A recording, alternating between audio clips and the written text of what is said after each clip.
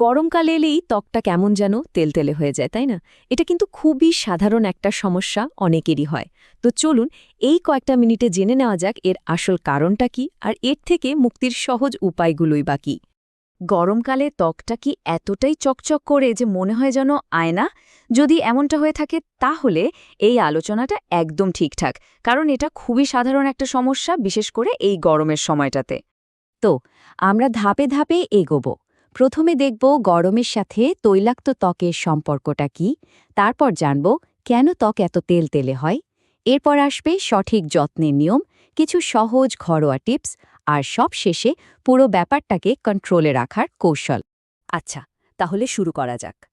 প্রথম পর্ব, গরম আর তৈলাক্ত ত্বক। একটা জিনিস খেয়াল করে দেখবেন, গরমকাল এলেই যেন ব্রণ আর মুখের তেলতেলে ভাবটা বেড়ে যায়। আর এটা কিন্তু শুধু টিনেজারদের না, সব বয়সের মানুষেরই হয়। আসলে এই যে গরম আর ভ্যাপসা আবহাওয়া, এর কারণে তৈলাক্ত ত্বক ম্যানেজ করাটা একটা প্রতিদিনের যুদ্ধের মতো হয়ে দাঁড়ায়। কিন্তু চিন্তা নেই, সমস্যার গোড়াটা ধরতে পারলেই দেখবেন সমাধানটাও কত সহজ। তো আসল প্রশ্নটা হলো, কেন হয় এই তেলতেলে ভাব? চলুন তো এর পেছনের সায়েন্সটা খুব সহজ করে একটু বুঝে নিই। দেখুন, আমাদের সবার ত্বকের নিচেই একটা জিনিস আছে, নাম সিবেশিয়াস গ্ল্যান্ড। সোজা বাংলায় বললে তেল গ্রন্থি। এর কাজ হলো সিবাম, মানে এক ধরনের তেল তৈরি করা, যেটা ত্বককে স্বাভাবিকভাবে ময়শ্চারাইজড রাখে। মানে এটা কিন্তু ত্বকের জন্য বেশ দরকারি একটা জিনিস। কিন্তু গরমে কি হয়, তাপের কারণে এই সিবেশিয়াস গ্ল্যান্ডগুলো যেন একটু বেশি অ্যাক্টিভ হয়ে যায়, আর তখন শুরু হয় প্রয়োজনের চেয়ে বেশি তেল প্রোডাকশন। এই বাড়তি তেলটা এরপর ধুলোবালি আর মরা কোষের সাথে মিশে গিয়ে আমাদের পোর্স বা লোমকূপগুলো বন্ধ করে দেয়। ফলাফল, যা আমরা কেউই চাই না, ব্রণ, হোয়াইট হেডস, ব্ল্যাক হেডস। মানে এক কথায় বলতে গেলে গরমের কমন সমস্যাগুলো কি কি? ত্বকের চকচকে ভাবটা বেড়ে যাওয়া, হোয়াইট হেডস, ব্ল্যাক হেডস, কথায় কথায় ব্রণ ওঠা, এমনকি সানবার্ন বা মুখে ছোপ ছোপ দাগও কিন্তু এই কারণেই হতে পারে। তাহলে এখন উপায় কি? আচ্ছা, চলুন এবার পরিচর্যার কিছু সলিড নিয়মকানুন জেনে নিই, যেগুলো এই সব সমস্যাকে কন্ট্রোলে রাখতে ম্যাজিকের মতো কাজ করবে। সবচেয়ে সবচেয়ে জরুরি নিয়মটা হলো এই সংখ্যাটা ২, দিনে মাত্র ২ বার। হ্যাঁ, ঠিকই শুনেছেন, ফেস ওয়াশ বা সাবান দিয়ে দিনে ২ বারের বেশি মুখ ধোয়া একদমই উচিত না। ভাবছেন তো কেন? কারণ যতবার মুখ ধোয়া হয় ততবার ত্বকের ন্যাচারাল অয়েলটাও চলে যায়। তখন আমাদের ওই সিবেশিয়াস গ্ল্যান্ডগুলো প্যানিক করে ফেলে, ভাবে আরে ত্বক তো ড্রাই হয়ে যাচ্ছে, তাই তারা আরও বেশি করে তেল বানানো শুরু করে দেয়। মানে এটা একটা দুষ্ট চক্রের মতো চলতেই থাকে। এর থেকে বেরোয়ার সঠিক উপায় হলো দিনের ঠিক ২ বার মুখ ধোয়া। এতে ত্বকের পিএইচ ব্যালেন্সও ঠিকঠাক থাকে আর ওই গ্রন্থিগুলো শান্ত থাকে। আচ্ছা, মুখ ধোয়ার পর যে জিনিসটা খুব জরুরি সেটা হলো এক্সফোলিয়েশন। এটা বলতে পারেন রূপচর্চার একটা বহু পুরনো রহস্য। এর কাজ হলো ত্বকের ওপর জমে থাকা মরা কোষগুলোকে সরিয়ে দেওয়া, যাতে ত্বকটা আবার সতেজ হয়ে ওঠে। একটা মজার তথ্য দিই, জানেন রানী ক্লিওপ্যাট্রা নাকি টক দুধ দিয়ে গোসল করতেন, কারণ ওতে আছে ল্যাকটিক অ্যাসিড। আবার ফরাসি মহিলারা ওয়াইন দিয়ে মুখ পরিষ্কার করতেন, কারণ ওতে আছে গ্লাইকলিক অ্যাসিড। ভাবা যায়, এত কিছু করার পেছনে উদ্দেশ্য কিন্তু একটাই ছিল, এক্সফোলিয়েশন।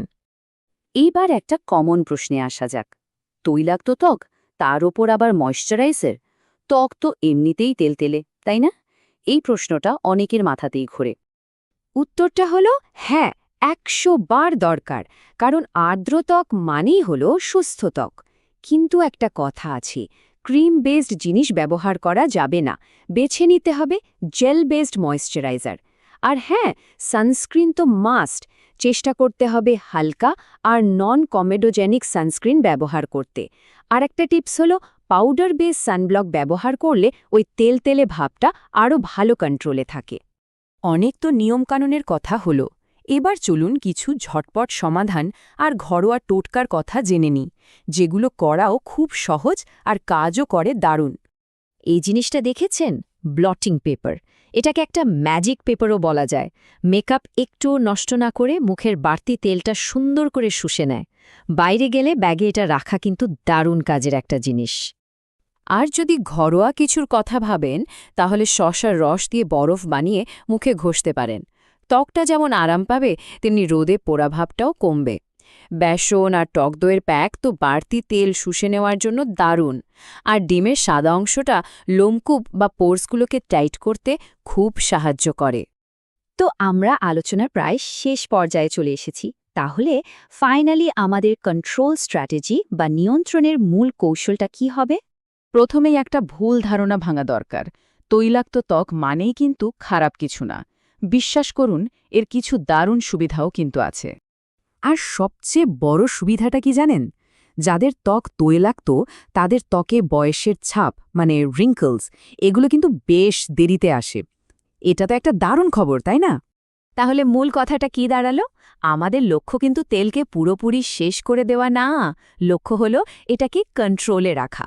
আর সঠিক আর নিয়মিত যত্ন নিলেই এই অতিরিক্ত তেলকে বশে রাখা সম্ভব। তাহলে এবার সঠিক যত্নের মাধ্যমে ত্বককে সুস্থ আর প্রাণবন্ত রাখতে সবাই নিশ্চয়ই তৈরি। এই কৌশলগুলো কাজে লাগান আর দেখুন এবারের গরমটা কত স্বস্তিতে কাটে।